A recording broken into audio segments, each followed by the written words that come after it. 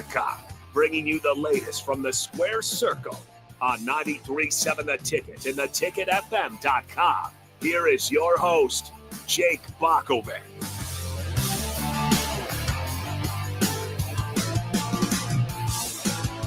Yes, it is Sunday night. That means it's time to talk some WWE wrestling here on 93.7 The Ticket, our WWE Week in Review show. We know that wrestling's not for everybody, but hopefully it is for you. And if you happen to know a friend or two that likes wrestling, tell them about Nuclear Heat. We love our growing audience as we make it our way through this thing. And we're getting closer to WrestleMania. Of course, that's what everything is kind of revolving around. I should say almost everything. I'm not sure if El Grande Americano is going to make it to WrestleMania, but there is some fun storylines in the mid card as well.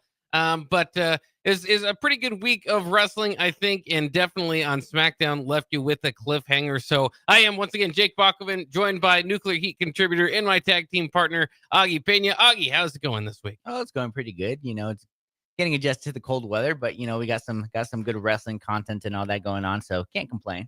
Yeah. Well, the weather is up and down, of course, as it usually is. But we'll take I'd take a little bit more sunshine if we could get to it. I don't know if there's anything like just kind of hovering over the wrestling in general. I mean, last week we talked about AEW. Of course, recently it's kind of been the John Cena heel turn. They've been kind of putting that on ice, getting the most they can out of crowd reactions from it. So I guess the biggest thing, the overarching thing that is changing this week to next week is I think tomorrow's the last last of their European tour, and so there is a little bit of a debate about whether this has been good or bad for WWE. I don't even understand the side that would say, I just don't think this is doing well. I understand maybe when you get the local crowd a little bit more excited before you get into it, but those overseas crowds, they caught on to something a few years ago. They get quite into it. You get quite the crowd reactions. And I think it's been spectacular. Again, the TV product just comes off as this is important. These people care. In certain places that they're stopping in, they haven't been to for 18 years or whatever. So they're really into it. Whereas, you just go anywhere in the United States, they come to your city or close to your town maybe 2 or 3 times a year. So you only really pop for the big stuff. And, even you've seen maybe some of your favorite wrestlers. So, is there any way that you could argue on the other side? Have you seen those arguments out there? I have, and I would say the only complaint is the fact that like Raw and SmackDown are like at 3 or 2 during the day, which makes sense. They're on the other side of the world, so but it is hard because some of us have day jobs, where we can't do that. And like for SmackDown, the past like 3 weeks, it's been spoiled because it's at 3. And that first time, I actually thought it was going to be on USA Network. No, they're still airing it at 7, but Netflix is at 3. So it is a little nice, I guess for us, because, we got, some things on Monday night and all that stuff. But other than that, it's all right. And you kind of feel bad, though, because there's a lot of, big name people, the build up to WrestleMania, not a whole lot of action. John Cena and Cody Rhodes haven't laid hands on each other. You do get some brawls between Seth Rollins, CM Punk, and Roman Reigns, but like nothing major in there. And even like, we'll talk about kind of how the Raw main event, ended. There's no like definite ends to these. There's a lot of interruptions on there. So I'd say that's kind of my biggest complaint there. But as you said it, I mean, they're raking in the money. Those places are selling out. They're huge stadiums. And you can, like you said, you can see it in the crowd. I mean, just everybody's reaction. You talked about it, I think, last week.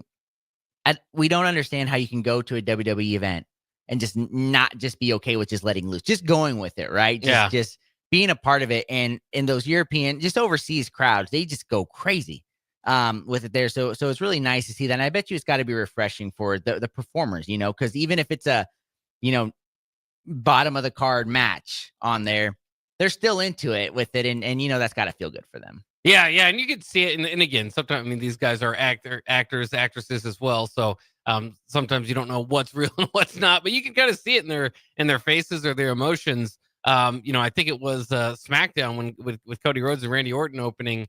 I think about 15 minutes of screen time was just crowd reaction to each of them, combined. So, and it's incredible. It is something where just that emotion that somebody can, that there's that much of a care factor for you, that it's not one or two chants, or, and Cena's kind of getting the same thing, right? Where it's like the crowd's just coming up with more things to chant, and it's very entertaining. I do have to ask you about the Cody Rhodes. Cody. Yeah. It's an interesting, because you can do that with any name, but for some reason this Cody Rhodes chant is starting, and I think it's one that's going to stick with him. Yeah, it is, and it is nice because John Cena is the heel, right, of this, so Cody has to be the baby face, and they found a way to kind of get him over a little bit more, and it's since 2007, everybody has, I mean, even before that, everybody loves to hate on John Cena, but I think Cody Rhodes needed to be the ultimate babyface in this. And with the crowd doing that,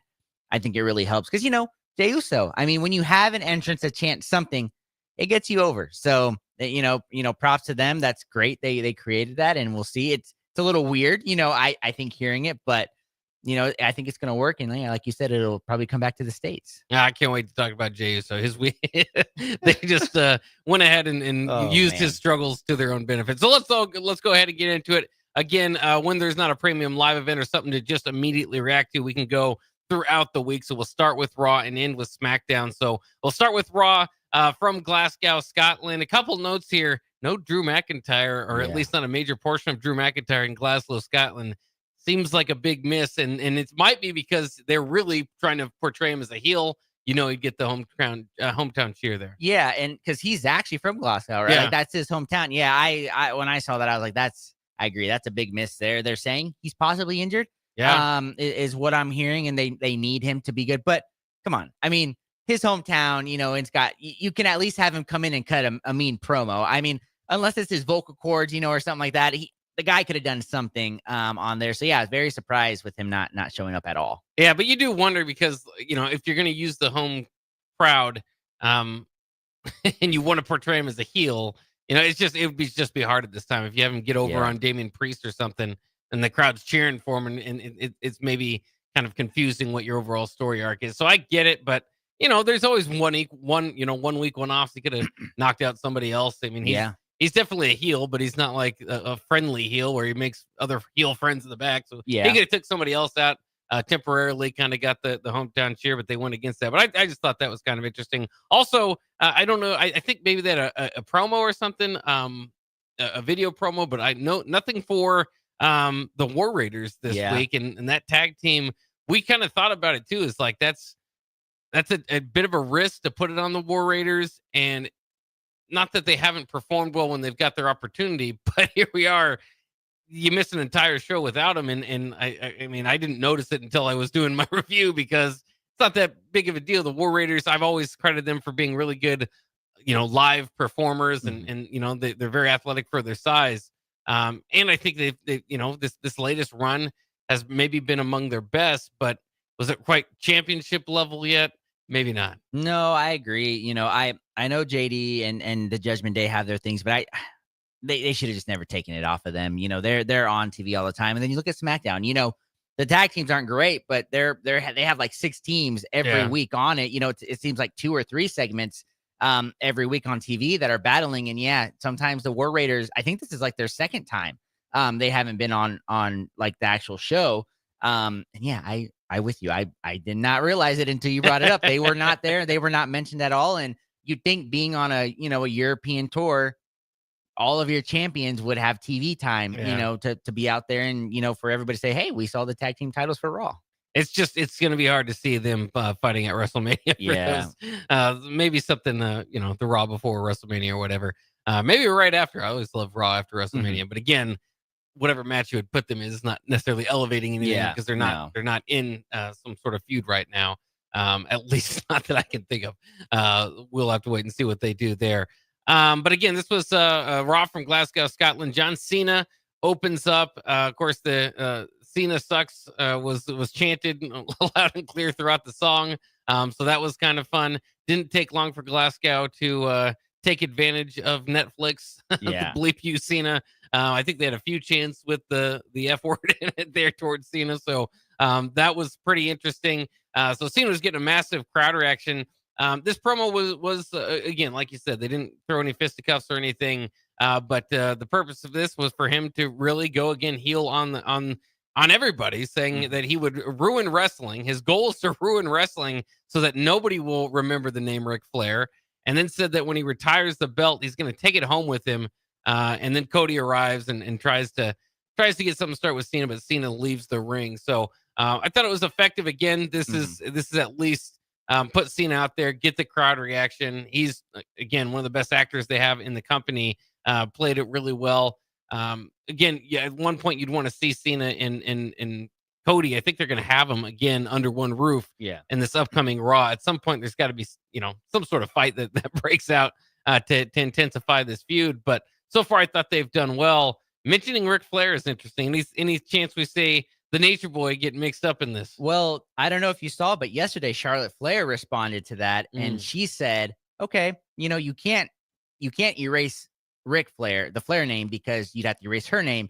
And she flat out said, "I'm going to break John Cena's record if he does it," because she's at 14. Yeah. So, they give her a title opportunity like 3 times a year, so I mean, looking at this in 2 years, it's going to be that. So she flat out in an interview yesterday came out and said, no worries. If he breaks that record, I'm breaking it anyway. So, I thought that was pretty fun to do in there. And I think it kind of adds to her heel as well. But I'm going to say this, Ric Flair, great. He's great among that and everything on there. But the time I've seen him, it's just so hard because he's so old, right? Like he's almost 80. So, I'm in my 30s. So he was already in his 50s, towards the end of it. So you didn't get to see that greatness on there. So it's always hard to judge that. But when you talk about like the Mount Rushmores, a lot of people put him on there, but I wouldn't, right? I mean, he's fun, the dirtiest player in the game, the Nature Boy, but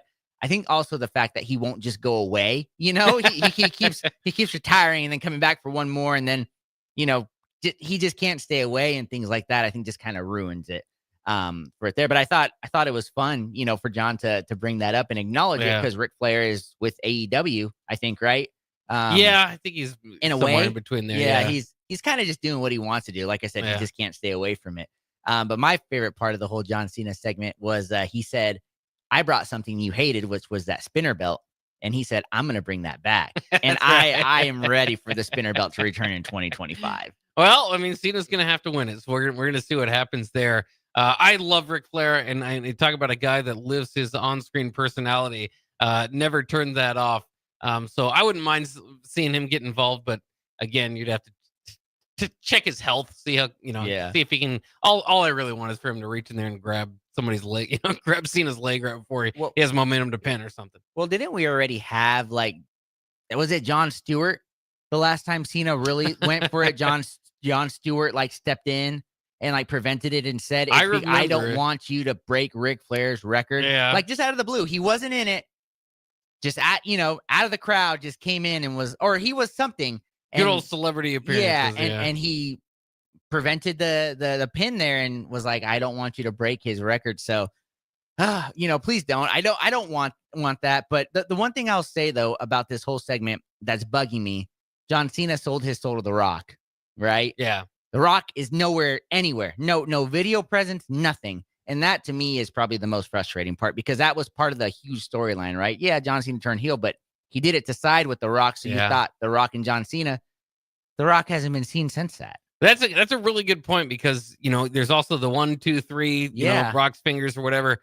Are we getting? Are we building up towards something? Because I've thought this whole time that somewhat positioning Cena with The Rock was helping cover for the fact that The Rock wasn't going to wrestle this year at WrestleMania. So I wonder if they're going to kind of continue down that path and really make it Cena. Just kind of take The Rock out of it, really make it, Cena and his title opportunities against Cody, or if they do this is kind of lulling us here until The Rock comes back, which could be huge. But I definitely could see them also just kind of bringing The Rock back after WrestleMania if Cody wins, kind of bringing that, sparking that back up. But we'll have to wait and see what they do there, because that's a good point that, no matter what you have, you throw The Rock in, it's going to make it significantly better. Yeah, and also another big thing about it all is, wow, I'm having the biggest brain cave of it. I had something there. Oh yeah. So if you haven't noticed, John hasn't really responded to Cody, right?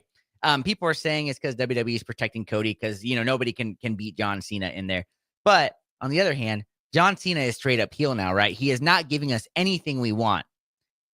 No fighting, no Rock. He's saying his piece, and whenever Cody comes out, he's just staring at him, right? Not responding to it. As frustrating as that is, it is just perfection from turning, the biggest baby face in the heels, in the WWE's history into just this ultimate heel. I think it's effective because also, we don't want them to really do anything until WrestleMania, right? Because we want to see just that.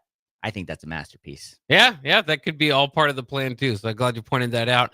Then I want to get into the in-ring action here after that segment. Was Jey Uso. This was a planned match here, is that he was going to have a mystery partner to go ahead and try to take down A-Town Down Under. Turns out it was Jimmy Uso, his brother, which I think has been 18 months since they teamed up as the Usos. So this turned out well for the Usos. They hit the 1D on Theory for the win.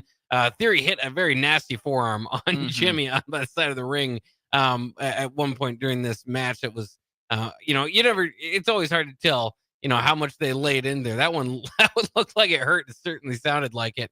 But in any case, Gunther arrives, clears out Jimmy to go after Jay.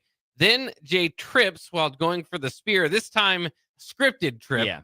While going for the spear. And Gunther takes advantage, but Jimmy comes in and saves him with a chair. Later on, we had a backstage segment as well where Jey Uso, they literally wrote in his mistakes into the storyline.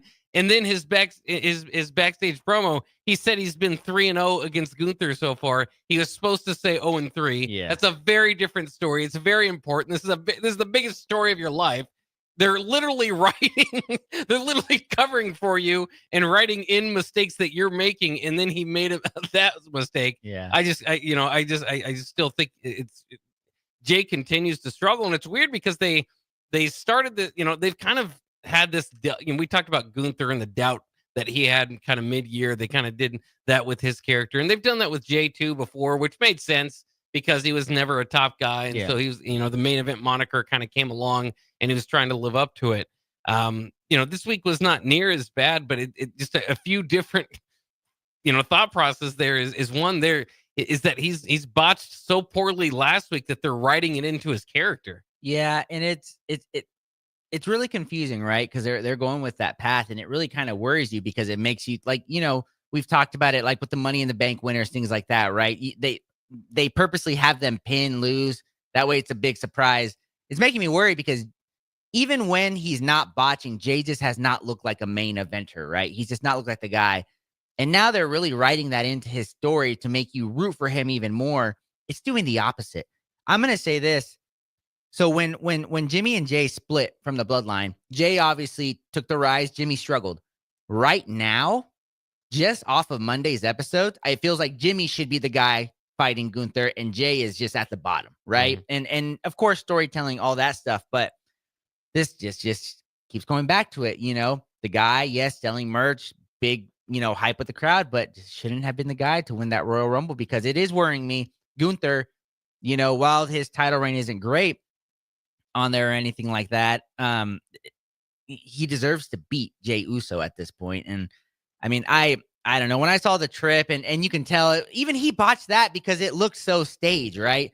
And then the backstage, like you said, the 3, and it's just like, this guy is a botch fest. All he does is he does the worst spear of all time, and he does a million super kicks, and he uses the catchphrase from 2014. I'm going to bring that up all the time. Yeah. That's all he does is yeet, right?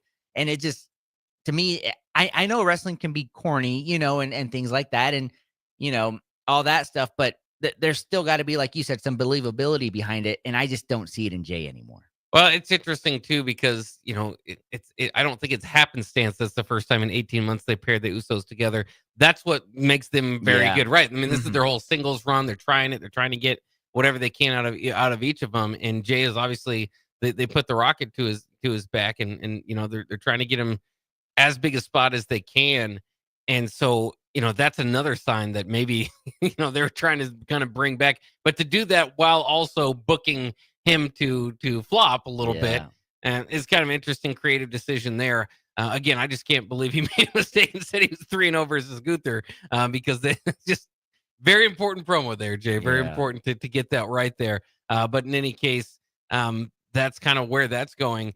And it's interesting too, because I think, you know me, I'm a big fan of Gunther, but I think what's better for wrestling and in the storyline will be Uso winning at WrestleMania, just so they can continue Bloodline. It's another kind of swerve they can kind of throw at you as they continue that long story.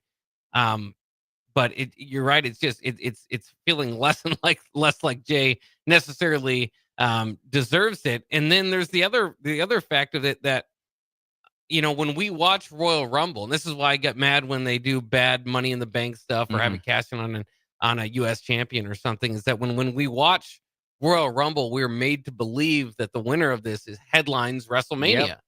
And that's even what they, right afterwards, that's what they were going with. Like, you're going to headline WrestleMania. And then at some point, Triple H, not on TV, said, off air that they're whoever's going to have the hottest storyline is going to headline WrestleMania. But so here we are. Neither Royal Rumble winner is going to do it, because Charlotte Flair's feud is not quite to that level. Right. And I think they've done a better job of patching that together, but that started with zero heat. And so they had to kind of build it from there. And this is just going the opposite way. Now, again, the crowd loves Jey Uso. I think you're going to continue to see that. And so they always have that covering for it. But it also hurts me a little bit as a wrestling fan. And they've done this before. I think maybe more often than not over the last 10 years is that the Royal Rumble winner doesn't necessarily headline WrestleMania, but it just kind of takes away. That's what I like about the whole connectivity of it all, is that night you can feel like you're watching something that's going to heavily impact WrestleMania. And here we are now. It's going to be matches on the card. Yeah, but it's leaning in, and Gunther can do great matches, so maybe he can really help this. But I'd say it's leaning into kind of stinker of the night, maybe. Yeah, and since they went to the 2-night event, it's been like 6 or 7 years that they've done the 2 nights WrestleMania. Since that, Jey Uso is going to be the first men's Royal Rumble winner to not main event WrestleMania. Okay. So I saw that somewhere. Yeah. Because people were like, this just shows they have, and of course, Triple H said WrestleMania, the whole card is main event, right? Like, they're all main event, this and that. But to not have him ending one night of the show, because, Friday we found out it's going to be, that triple threat. And then, of course, Cody and John Cena are gonna probably end everything. That's not good there. And I will just say, yes, I agree with you. You bring the whole bloodline back in. But then when you go into terms of it, if Jay were to beat Gunther, Jay would probably go down as one of the most undeserving world heavyweight champs of all time. And that, I just don't think you want to really be associated with that, right? Or somebody that and it happens, it's a business. Look at Charlotte Flair, things like that, undeserving people just because of family connections. But I don't know. It's rough. We've been trying to keep a level head, when Jay won and everything, but just everything that's happening. And a lot of it's just his performance in the ring, right? It's just been sloppy. It's not been great. I hate to be the guy that says this, but he doesn't look like he's in the best shape either. Right, yeah. So that's, he's not taking it serious when that promo right after was, he was crying, he was thankful. Well, then, man, get in the best shape of your life for this. And he didn't do that. So I don't know if he's like, hey, The Rock's my cousin, the bloodline, I'm getting this, or whatnot, but it just doesn't look great. Yeah, well, here's one thing that they can do that I think can help out, and they might do it. They're going to have this match here. Is Jimmy Uso did slap Gunther to end that, so they're kind of saying, okay, this week, tomorrow, in fact, will be Jimmy against Gunther. Gunther needs to just about kill Jimmy, and have and then really get some heat into that feud, almost. And I hate for Jimmy, because I know he's fighting into every which way to try to get into WrestleMania. You almost need to like when I say kill him, like write him off TV for a month, or right before WrestleMania if he wants some part of it. If they got some creative idea to get him in. but they need to refocus this thing, because right now, again, it's headed down the wrong path. Yeah, and I was actually going to say the worst thing to me is that they're bringing Jimmy back into this, because, like you said, together they're great, right? Like, Jim, it felt great having the Usos back, but that's not the point of this. The point of this is Jay has to be the guy, the singles guy, and without his brother Jimmy, he's not. And they can have him in his corner, all that, but it's still going to be the Usos, not Jey Uso. And to me, that just great storyline, all that stuff, because last year they had probably one of the worst WrestleMania matches of all time. Yeah. Things like that. And to come back and one of them wins a singles title like that. But I just think that's the worst thing they can do. So I agree with you. Gunther needs to, but yes, like you said, you feel bad for Jimmy because you thought he was in the US title, this picture. Now he's pretty much being served on a platter so that his brother can be elevated. And you feel bad for him. Yeah, he's definitely drew the short straw throughout this. Remember, all this started when Roman initially went against his family. That was the big story, was going against Jay. It's because Jimmy was on the shelf. Yep. And then Jay used that because it was, okay, anything Roman was going to do was going to be main event. Now he's main event Jey Uso. And it really just propelled him.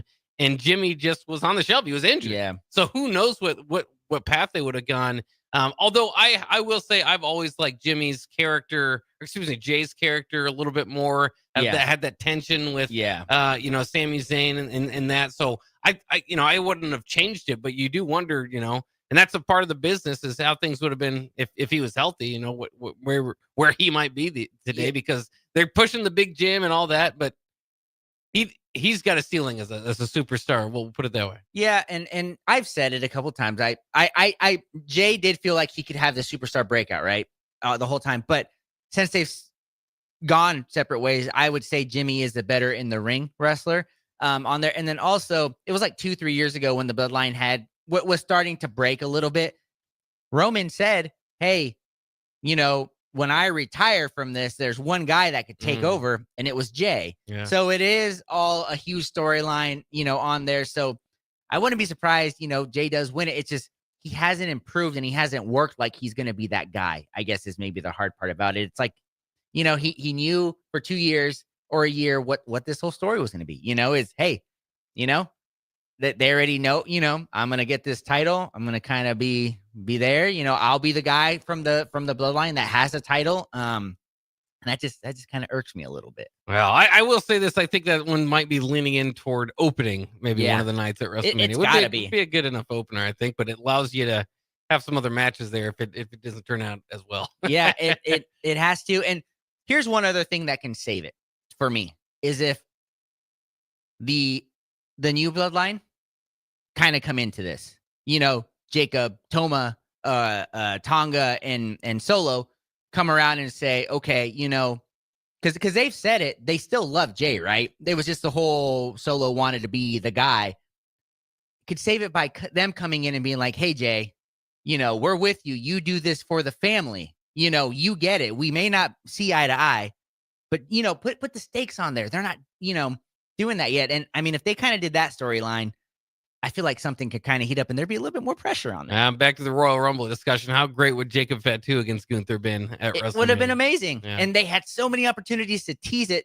They didn't even have him in like the Elimination Chamber. He lost those matches. And look where we're heading. We're heading towards I don't even know where Jacob's going to be. He's either against Braun or Solo, because after he snapped the way he did on Friday, I mean, Which, I don't know. They're getting a lot of run out of Braun and Jacob, and it's good TV. Yeah. Mm-hmm. But if if it's the 18th time they do it at WrestleMania, it takes a little bit away from that. And Jacob and Solo is just sounded good on paper, but I just don't know if that's going to get any real life interest. Yeah. Solo's characters had a lot of interest problems as of late. All right, let's go ahead and take a quick break. We'll come back. We'll talk more about Raw and SmackDown and their build up to WrestleMania here on 93.7 The Ticket.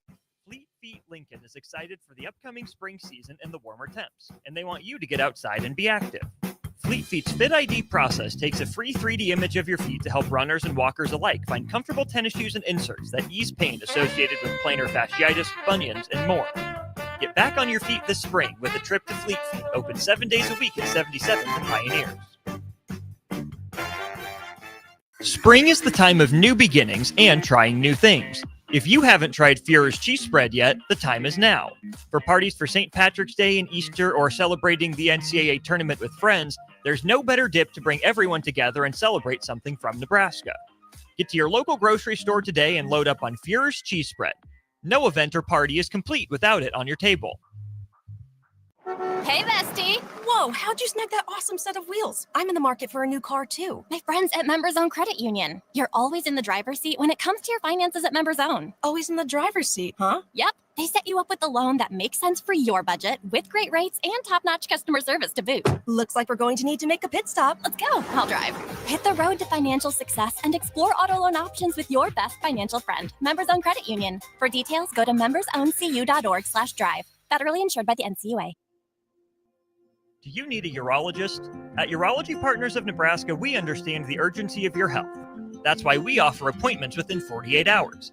Although we're new to the community, our team brings years of experience and expertise to provide you with the best care possible. From vasectomies to kidney stones, we've got you covered for all your urology health concerns. Call 402-413-2800 today and experience the difference at Urology Partners of Nebraska. Perch Merch is your one-stop shop for all your printing and promotional needs in Lincoln, Nebraska. They specialize in screen printing, embroidery, vehicle wraps, window wraps, print collateral, promotional products, and signage. At Perch Merch, they are committed to delivering high-quality products and exceptional customer service. Their experienced team of designers and printing professionals will work with you every step of the way to ensure that your vision is realized. Call for a quote today at 402-217-5212 or go to perch-merch.com. Back to Nuclear Heat with your host, Jake Bockoven on 93.7 The Ticket and theticketfm.com.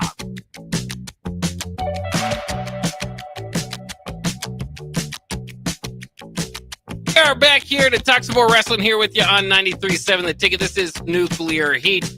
Let's jump into our next match on the night. We just got through Jey Uso and Jimmy Uso pinning A-Town Down Under, and all that goes along with that. Then we had the El Grande Americana promo, including the Gulf of America. They're leaning into that. I guess that's where he's hailed from. Chad Gable had a sick note, so he can't wrestle tonight. So he said, all right, well, I can't wrestle, so Dragon Lee's going to take on El Grande Americano. So that set up that matchup later in the night. And if you don't take it too seriously, I think there's a lot of fun in that mid-card feud. Yeah, it can be. I just got to say this, I'm not going to get into it, but from the WWE standpoint, they need to be careful with kind of some of the things. Some of the guys that are involved in that, Hulk Hogan, Logan Paul, are getting booed out of the building. So if they kind of lean into some of that too much, Gulf of America stuff might not be good for. And I get it. It's a joke. To see it, it's a joke. I didn't take it bad. I was just kind of like, okay, WWE, that's funny. Okay, because this is a nothing character, but they still need to be careful with that because, it could turn bad on them. He called it a nothing character. I wonder how much I wonder how many more weeks we get of El Grande Americano. I'm interested to see. We'll get to that here in a second. Lyra Valkyria against Raquel Rodriguez for the IC title. The crowd was so into it. No, I'm just kidding. Yeah. The crowd was sitting on their hands often. Liv Morgan was at ringside. Valkyria ultimately counters Rodriguez powerbomb for the roll-up victory. Nothing like a roll-up victory. Get the crowd going if they're not already. Liv Morgan attacks, and Bayley makes the save. This seems like a mess. Again, Liv Morgan and Raquel Rodriguez are tag team champions. Yeah. Maybe they should be going. I mean, Liv Morgan's character is red hot. I mean, I still feel like she should be up there for Wrestler of the Year. And she's just kind of playing sidekick here to Raquel, who they gave a shot. I don't know. Like, Lyra's getting some wins and some IC title defenses. I don't know if they're helping. And then Bayley out of nowhere. Yeah. It feels, we've said her, but before, her character is just kind of stale. They need to find something. In my mind, this wasn't necessarily it. I mean, we could have Lyra Valkyria and Bayley, I guess, against Raquel Rodriguez and Liv Morgan. But I'm just not sure where this is going. If you go for that WrestleMania, that doesn't make sense because one of the titles is going to be, or both are just non-existent then at that point. And, part of WrestleMania is every title should be up, have a challenger. And didn't Lyra and Bayley just kind of have a program where they didn't like each other because they kept, Lyra, I knocked her out of the Queen of the Ring and things like that. And then going back to it, Lyra's just so boring. I'm sorry, she's a great athlete, but like you said, the crowd is not behind her. And then a roll up victory over Raquel for that. I was kind of maybe thinking, Raquel loses. Now Liv gets a shot at it, right? That could be fun. But then you remember they've got the tag team titles on them, and it just doesn't make sense because, like I said, one of the if this is a program they go for WrestleMania, which it kind of looks like it, right? Maybe because you got 2 weeks. You got 2 weeks till WrestleMania. It just doesn't make sense to me. Yeah, there's no clear path for, again, out of all of this, and I know she wasn't the probably the least important of this thing, is still Liv Morgan to me. They've got to have something for her. If Lyra and Raquel don't make the card, so be it. If Bayley doesn't make the card, it's kind of sad doing reverse math that you gave her the championship last year. But again, she just hasn't really had a whole lot going on. If Liv doesn't make the card, that's a huge miss on behalf of WWE. So they've got to find something for her. And it's just, again, there wasn't obvious where that would be. Also, you wonder if their whole, kind of the math, because they're doing a lot of stuff, a lot of tension, I should say, between the men in that stable in the Judgment Day.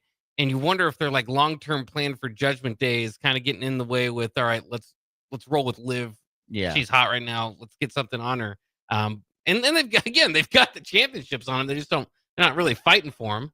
Yeah, I think one of the big things too is we talked about it. We thought her championship run got very stale when she had it right against Rhea. So maybe they were like, hey, but then she puts on this Iron Woman, thing in the Elimination Chamber and just gets it all back. Like everything. And we wanted her to possibly win that again because. We're like, man, she kind of brought it back on herself. So, yeah, I agree with it. She just feels secondary because, that there are rumors that Alexa Bliss might not make WrestleMania, So that's already a big hit. If you don't have somebody like Liv, that's a killer for what we've already said is kind of a weaker buildup for WrestleMania that we can remember in the last couple of years. Yeah, there's certainly excitement at the top with John Cena. Obviously, I mean, that's one of the biggest matchups you could have. Like I said before, regardless of all the heel turn, which was generational, is, the fact that he's going for the all-time record. Perfect. And I think they've done a really good job with that storyline. A lot of these other storylines are just kind of there, kind of coming together. And again, kind of missing out on some levels. So let's see what we feel about the next segment, maybe helping bring it together, because I'm very confused where they're going here. Adam Pearce comes to the ring to break down the women's title situation. Io Sky, Bianca Belair, and Rhea Ripley all make their way to the ring in that order. Sky's willing to fight in the triple threat at WrestleMania, but Bianca wants a one-on-one match. So Pearce books Sky versus Ripley tomorrow night. The winner will go on to face Bianca Belair at WrestleMania. And then just for fun, Bianca is also the official for the match. They made that later in the night. But it's all kind of interesting because Io Sky is beloved overseas. Not that she isn't here, but she gets bigger pops over there. And Belair, who's not necessarily a heel, not a heel at all, was getting booed while they were kind of battling there. And I think that's kind of what the problem you have here is you've got three faces.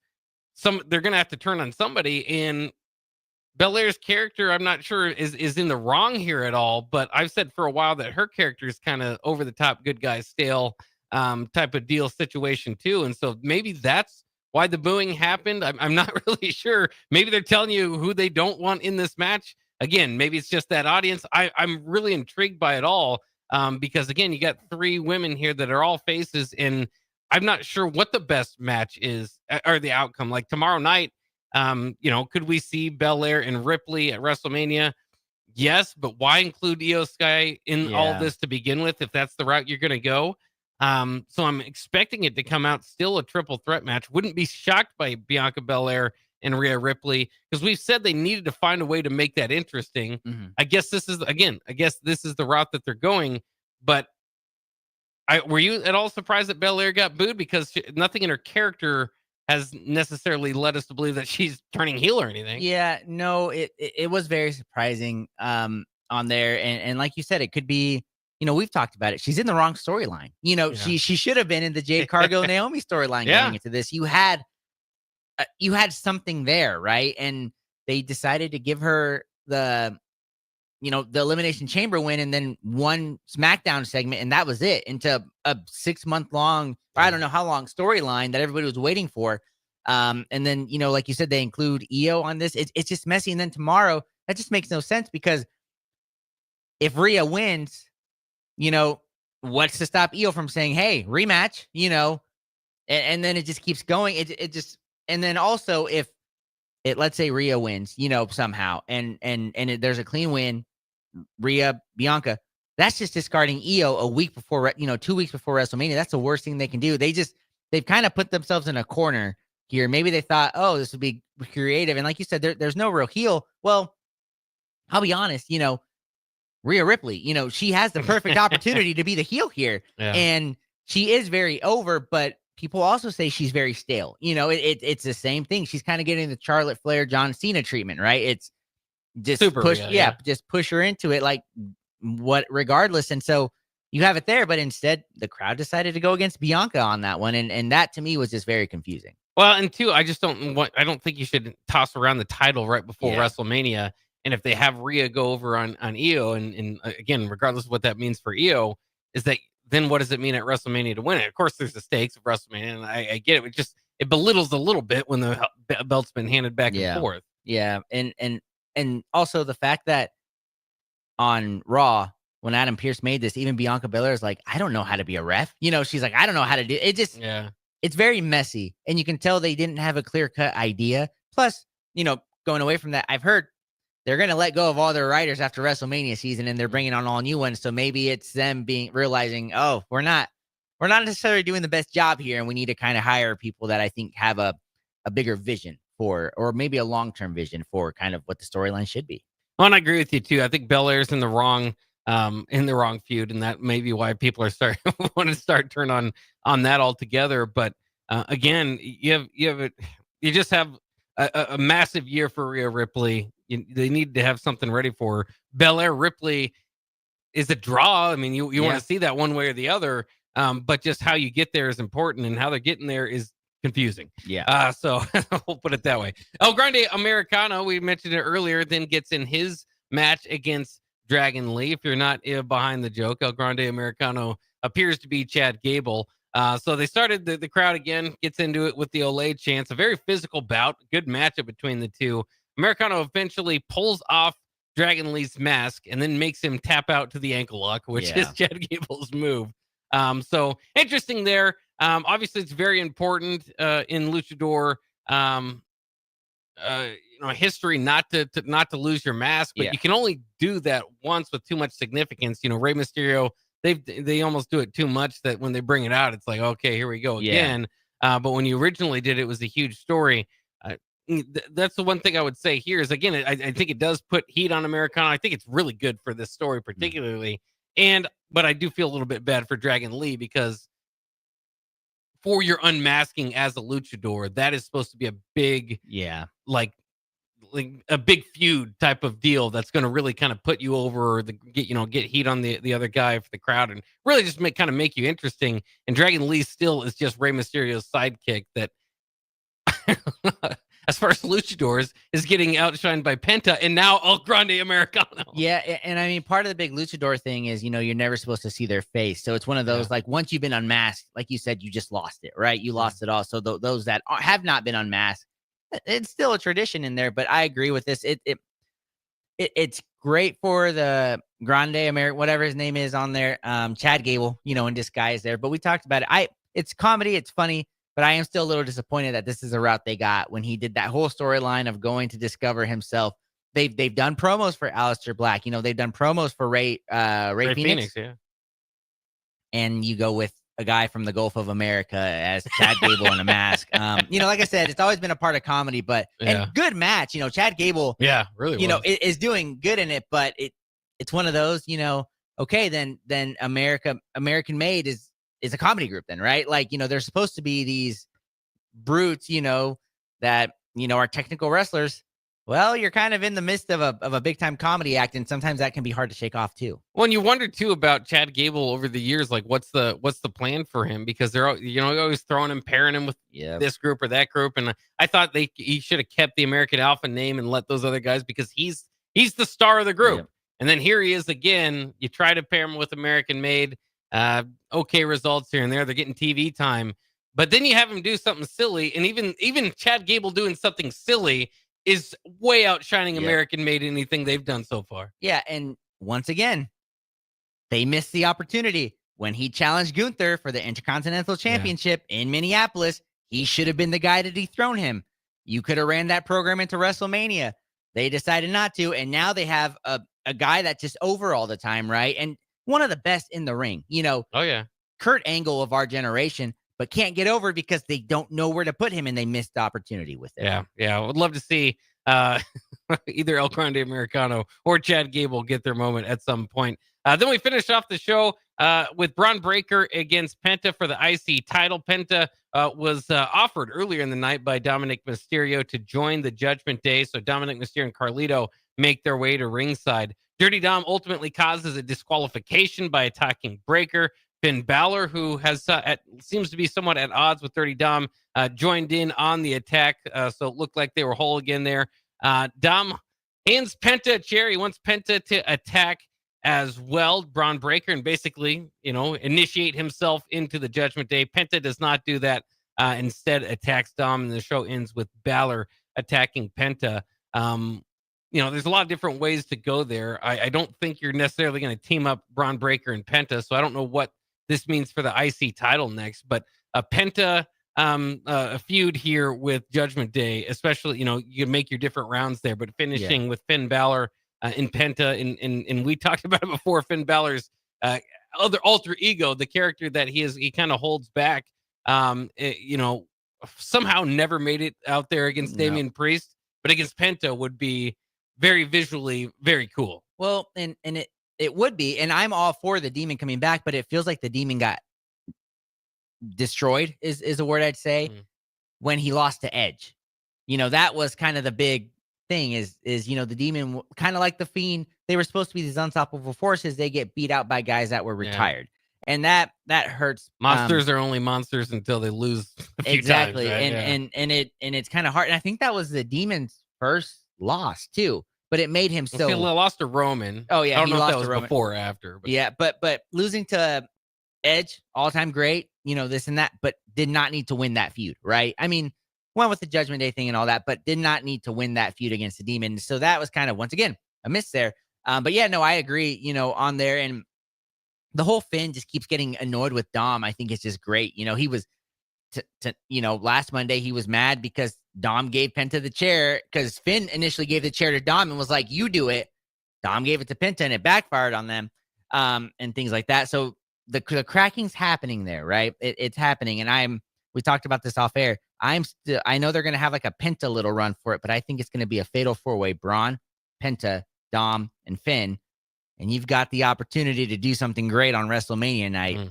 Give that title to Dirty Dom, and just have him run with it. Oh, I would love to see that. I can't wait till they make Dom a character that is, maybe in charge of that group and actually pretty good in the ring.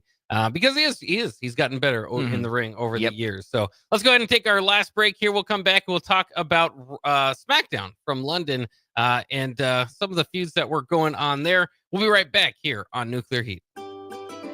Load up on meat and more this spring at the Mercado by Certified Piedmontese. This week's special through April 1st is $1 off all pasta, $2 off spaghetti sauce, and special discounts on hamburgers. Locations at 84th and Havelock, 30th and Yankee Hill, and now 85th and Old Cheney and Lincoln, or also at 168th and Maple Streets in Omaha. Get to the Mercado today for the best meat in town. Empower a child today with the Teammates Mentoring Program. Hope is only a conversation away when you choose to share your talent, time, and heart with a child. Together, you can build a relationship based on strengths and chart a brighter future, 1 week at a time. Find out how you can be a mentor by visiting LincolnTeammates.org. Become what you needed as a kid by joining the Teammates Mentoring Program today. Do you need a urologist? At Urology Partners of Nebraska, we understand the urgency of your health. That's why we offer appointments within 48 hours. Although we're new to the community, our team brings years of experience and expertise to provide you with the best care possible. From vasectomies to kidney stones, we've got you covered for all your urology health concerns. Call 402-413-2800 today and experience the difference at Urology Partners of Nebraska. Are you ready for a new opportunity? Check out Sandhills Global. Join a dynamic team where your skills are valued and your career can soar.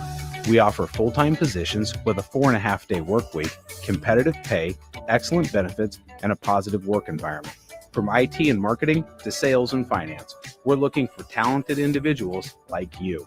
Apply today at sandhills.jobs and take the first step towards an exciting future. That's sandhills.jobs. Don't wait, apply now. Back to Nuclear Heat with your host, Jake Bockoven on 93.7 The Ticket and theticketfm.com. That's right. We are back here on Nuclear Heat. I'm Jake Bockoven. He is Augie Pena, and we love to talk some WWE wrestling with you. We are talking now about SmackDown here from Friday night in London. Cody Rhodes opened up the show. Randy Orton came out right after him. Again, both those guys, we talked a little bit early in the show. Early in the show, I think the first 15 minutes of the show was just crowd chants at each of them. So they let that go for a while. RKO said he will come for Cody's belt, and I think it's number 15 for Randy. For Randy, yep, it'd be 15 if he can win that. So I'm glad that they're starting that count and putting because I would love to see Randy come for the record after all this dust is settled. But Drew McIntyre comes in. He says he doesn't want to be skipped in line. So this pretty much sets up a Drew McIntyre Randy Orton match for later in the night, which surprisingly was not the main event, but I suppose they had something lined up pretty good for tonight or that night. Yeah, I think so. And I'm with you on that. I think the biggest takeaway was the fact that there's kind of counting down Randy Orton's thing. They had the perfect opportunity if they knew John Cena was going to come back to kind of give Orton some titles. I know he's been injured, and have them both be, it could have been there. You want to renew that rivalry? If let's say Randy could have gotten 2, more titles, he would have been at 16. Yeah, both of them sitting at 16, going for something. Oh man, that would have been great. But triple threat with Cody. Oh my gosh, that would have been amazing. I mean, Cody's won, so then whatever. He's the guy now. But I mean, John Cena, Randy Orton. Could you imagine that going for 17? Whew, that would have broke records. Well, and I think they do have that in their back pocket at some point. Orton, Cody, Orton turning. The problem is when Orton turns on Cody, is half the fans are going to be behind him. Yeah, because we all love Randy Orton as a heel in his heel turns. So that will be fun to see when it does happen. We did have the Street Profits defend their titles, tag team titles against Pretty Deadly. They ultimately had a Doomsday Blockbuster for the win. Pretty Deadly leaning into the home crowd. They were wearing some nice UK uniforms, but ultimately Street Profits get the win here. The only reason I would be slightly surprised is they do sometimes pay off those homecomings, right? And also they've just been handing those belts to every tag team. So I thought Pretty Deadly might be the next one. And then they were just going to have it all come to a conclusion at WrestleMania or close to WrestleMania. Might be SmackDown before WrestleMania. But instead they give the Street Profits and their new theme song at least a victory. Good for the Street Profits, but these tag team titles are 100% strictly a Friday night SmackDown title. It's no premium live event. I can't remember the last time they were. Like you said, they've really hot potatoed it. I think I don't even know their names, but the Mexican ones, the Los Garzas. Yeah, Los Garzas and Pretty Deadly are the only two that haven't won the title. They're in the mix. I mean, you go for it. This is 100% a night before WrestleMania, Friday night SmackDown title, to kind of get the crowd ready for it. Because as great as the Street Profits are, it's just really hard to get behind, this storyline that's going on here. Well, and I love the Street Profits, but Montez Ford needed a singles run 4 years ago. They need to be broken up a long time ago, or at least given something to do or creatively look. I mean, they've got a new song, but they're just kind of back. They tried heel Bobby Lashley. They just never really pushed it. So I don't know. They're on top, but they still feel a little bit regurgitated or lost. Yep. But in any case, Caden Carter and Katana Chance against Alba Fire and Piper Niven. Of course, this is Chelsea Green's Secret Hervis, who got the win here. Zelina Vega comes out to try to prevent a post-match beatdown, but Chelsea Green ends up standing tall. I think this is great for the mid card. Again, Chelsea Green is fantastic. Maybe none of these names are quite ready to vie for a top title. But this is again creating the secret harvest, the whole the deal. I think we're obviously going to end up with Chelsea Green and Zelina Vega, which could put on a great match. So I just like the way that they're going about it and making Piper Niven look good along the way. Oh, I agree 100%. I thought this match, I was like, okay, but then, you kind of see what happens. And it's funny. I laughed at the name, the Secret Harvest. I was like, okay, this is great. They're doing something there. And then, we talked about, I think last week when Zelina lost to Piper Niven, we're like, she looks like she's the challenger. And I wouldn't be disappointed because Zelina Vega can do stuff in the ring too. And you put her against Chelsea Green, who's just great all around, just needs to be unleashed, let her do her thing. On there. Yeah, I agree. I think this could be a WrestleMania card match. Yeah. I don't care if you put it second, which is generally supposed to be the worst match. Put it second, get it on there because Chelsea Green deserves to be on WrestleMania. I agree. I think it'll end up on SmackDown, unfortunately, but I agree. I'd love to see. I don't understand how you have Chelsea Green doing what she's doing and them not putting her at WrestleMania. But again, it's not quite booked how I would book it. LA Knight against Braun Strowman for the U.S. title. Jacob Fatu actually comes out and causes a disqualification. And of course, this is what happened last week. There was a disqualification between Strowman and Fatu to begin with. The interesting part about this is that Fatu and Solo argue in a backstage segment about Fatu saying he didn't need their help or whatever. Yeah, I mean, maybe a triple threat is maybe that could kind of make it a little bit better. Fatu against Strowman. Again, they've shown maybe you bleed this out to WrestleMania. I wouldn't hate it. Yeah, it makes me sad though because my boy LA Knight is kind of the background character in all this, right? And he's got the U.S. title that looks like it's not going to be defended at WrestleMania. This looks like a Friday before SmackDown. I'm on there, but yeah, I agree. We talked about it. It looks like they're maybe going Jacob and Solo, but I mean, Braun Strowman and Jacob are kind of the hot storyline there, and it's because they had that bloody match, that happened at the first time, and we want more. And we said it. The big giants that can really wrestle and go at it. I mean, that's what you want to see. Yeah, we'll put a U.S. title on the line, throw LA Knight in there, and I don't think it could get worse. But again, I don't think Fatu and Solo is better than that. So we'll put it that way. Mishin and B-Fab then go to the ring. Mishin has a match with Charlotte Flair, but before that, she's attacked by Naomi. Hobbled Mishin still fights, but Flair ends up winning with a figure 8. We saw a little bit of Tiffany Stratton, but not much really moving in this direction. Although I should mention Naomi was chased out of the building or chased out of at least the ring here. And we did have a brief stare down between Charlotte Flair and now I'm missing on her name. Jade Cargill, which could be future, could be good, but nothing really happened out of this. I'll just put it that way. The Tiffany Charlotte is kind of flopping in front of our eyes, which is very disappointing. And I don't know why they did this because now everybody's going to want Charlotte and Jade, and that's going to overshadow what should have been a great Tiffany Charlotte feud going into WrestleMania. Yeah, they got to pick up the heat on that a little bit more. Drew McIntyre against Randy Orton. KO provides the distraction. McIntyre hits the Claymore for the win.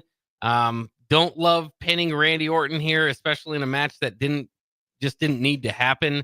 And then Drew McIntyre, okay, he gets the victory over Randy Orton. Okay, well, at least that gives him a little bit of, he can walk around confidently. Well, that didn't take too long as Damian Priest attacks McIntyre later in the night, lays him out on the car windshield, and you could hear them talk about glass getting in his eye. Apparently that's real. Apparently some glass got in his eye. Yeah, and he's might be rocking an eye patch is what I read. So there you go. You got Drew. Yeah, it's a little disappointing because, Randy Orton, I think, has a lot of momentum right now. So you could have seen maybe a disqualification happen here, but to have a clean pin happen, I think wasn't great. And we talked about it. The whole Damian Drew thing, while they're great, this feud just doesn't have much behind it, and they're really forcing it. And this was really, really forced. Well, I think an eye patch and a windshield helps a little bit. It does, but I mean, well, if he's got, glass in his eye, and it did anything, that could derail it too. Bad, that could be bad. So I know where they were going with it, but the eye patch probably wasn't supposed to be part of the plan. I should mention Jimmy Uso in the Miz. Uso gets the win there again, hopefully setting up for a big matchup. It was just a good opportunity to give Jimmy Uso a win ahead of his match Monday night. And then what I did like about McIntyre laying out on the windshield is CM Punk just walked right by him. That gave me, back into back in the day when they would do that all the time. Some of these stories would just kind of cross over. It all felt like everybody was backstage together. So that was kind of cool. Kind of Attitude Era throwback there. But CM Punk walks to the ring for the contract sign. Of course, Roman Reigns and Seth Rollins also out there. We talked about earlier how on the women's side they've got 3 faces. Well, there's 3 faces here. The crowd are behind all 3 men. Paul Heyman eventually reveals that the match will main event WrestleMania, which is huge for CM Punk. That's been his lifelong dream, or at least that's what they're putting in the storyline, right? And Rollins, it's been his dream or his goal to keep CM Punk out of the main event of WrestleMania, so he loses it. Reigns wants Punk to acknowledge him, and Punk kind of does. I know it was kind of tongue-in-cheek, but still, I was expecting at some point there to be something a little more than what there was. He pretty much just acknowledged him, but then Punk reveals that Paul Heyman still owes him a favor, so that's not the favor that everybody thought. I think while watching was like, okay, well, there's the favor. Yeah, and I mean, Roman, when Heyman announced it to Paul or to Punk, Roman was even like, check favor, favor done and all that, and so that's funny. And you got to watch Paul Heyman during this because he's, when Punk was acknowledging him, Heyman was saying, "Don't do it," and he's kind of being something there. And it felt like a real moment because you saw the emotion from Punk too. When he was told he's going to be main eventing WrestleMania. So I'm kind of very intrigued. They're slipping some things in there, and now we're still curious. What was that favor? Yeah, it's absolutely fascinating. And again, I think you put these 3 men in a match, it's WrestleMania main event worthy. But it is kind of weird how they arrived here. There's no belt on the line or anything like that. So, it's outshining just the fact that you can throw those 3 in a ring. You want some matches like that, but it's outshining everybody else. Maybe not the greatest, but that's what they decided on. I think it was the right pick. Yeah, for sure. And maybe they do have the stipulation. Hey, winner of this gets title match down the road of your choosing, and then it becomes interesting, right? I mean, they can throw. I don't know. I feel like there's kind of enough in it because I still ultimately feel like Paul Heyman's going to betray Roman Reigns in the end. Yeah, that's what's going to be interesting. And I don't know if that's good. I love Paul Heyman with Roman, but it certainly would be good if he went and joined CM Punk or something about those lines. All right, let's wrap it up here. That'll wrap it up for Nuclear Heat on 93.7 The Ticket. We'll be back next week to talk more wrestling with you.